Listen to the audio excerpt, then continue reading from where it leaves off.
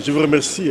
La réunion de ce matin est une réunion la première réunion de l'année 2015 du comité des parties prenantes de la région nord du MCA.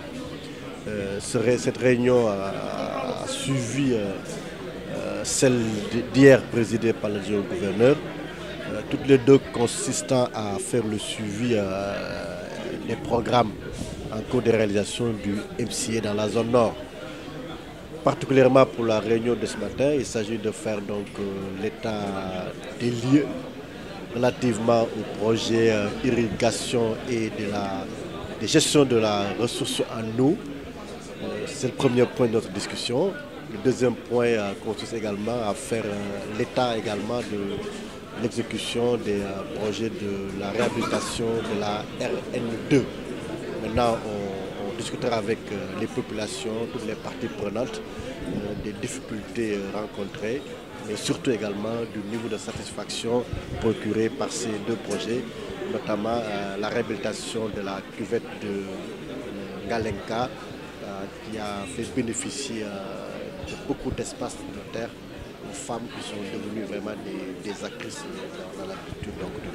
Avec la réalisation de ces infrastructures, on peut dire que c'est un grand pas qui est fait vers le développement dans le Nord. Mais plus qu'un grand pas, c'est des pas de géants qui ont été faits avec le MCA. C'est l'occasion je l'ai dit au directeur général adjoint du Millennium Challenge Corporation quand il est passé à Saint-Louis pour me saluer. C'est un remerciement qu'on doit adresser au peuple américain qui a eu la générosité de donner ce compact au Sénégal.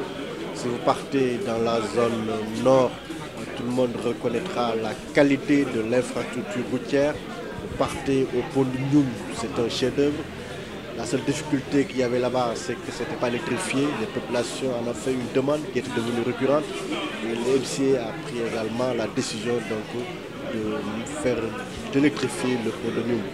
Partez dans la cuvette de Ngalenka, qu'avant sa réhabilitation, les femmes n'étaient pas plus de 5% à accéder à la terre. Maintenant, c'est presque 30% de femmes qui ont bénéficié de cette infrastructure. Tant d'autres encore. Saint-Louis était alimenté à partir de Bango. L'ouvrage était dans un état de délabrement très avancé qui condamnait Saint-Louis à une pénurie. Mais MCA vient de lancer les travaux avec FH. Et tout porte à croire que l'ouvrage, la réhabilitation permettra de sécuriser la ville de Saint-Louis en alimentation en eau. Globalement, je pense que c'est un très grand satisfait qui est constaté. Et certainement que vous ne manquerez pas d'entendre cette demande de satisfaction tout au long de cette discussion qui vous suit.